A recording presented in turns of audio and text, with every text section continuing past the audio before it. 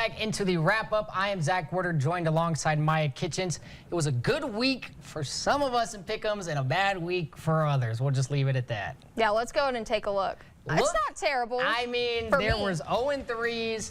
Alyssa Spangler was in second and Lance was in last, and I understand Lance had to take a shot to see if he could come back into the any kind of conversation, but 3 green from Mike, 24-9, he's running away with it. It will take a miracle. I'm not saying this to toot my own horn, but I am the only one within striking distance. It would take Mike to go 0-3 next week and for me to go 3-0 for us to tie. So he at least he clinched half of the district title, speaking of these teams. I'm actually not mad about it because I'm now tied with Alyssa, and she has been doing very, very well. I think this is the first week that she might have gone 0-3, and so I'm happy. I don't care about getting first. I just want to not be last. Well, we won't have the same teams. We might. It'll be different. We'll get into more of that when we do Pick'ems next week on Sports Drive on Wednesday. For now, let's go to our Hater of the Week. You saw this one earlier. It's Miami's Chase Holmfeld, who absolutely lowers the shoulder on Groom's Weston Ashford. Take a look at this one. A grown man move, and he stays on his feet.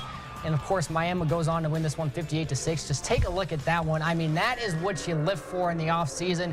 So when guys get an angle on you, you're able to just push them off. Yeah, we saw that last night, and I think immediately both you and I were like, yeah, that's hit of the week, man. I mean, especially you get into the end zone, you finish it off with pay dirt. What better way to do that? Yeah, absolutely. And in our play of the week, kind of similar, I texted you right after because I was at the Itasca-San Amarillo High game. Let's go in and take a look. We talked about Austin Sluter all night. This is Jet Lopez throwing a dime to Sluter. He catches it, drops it, and then he's the one who picks up his own fumble and just kind of walks it in. I mean, he barely has to run. He had 5 touchdowns tonight for 30 points. You said that broke a record for this rivalry game.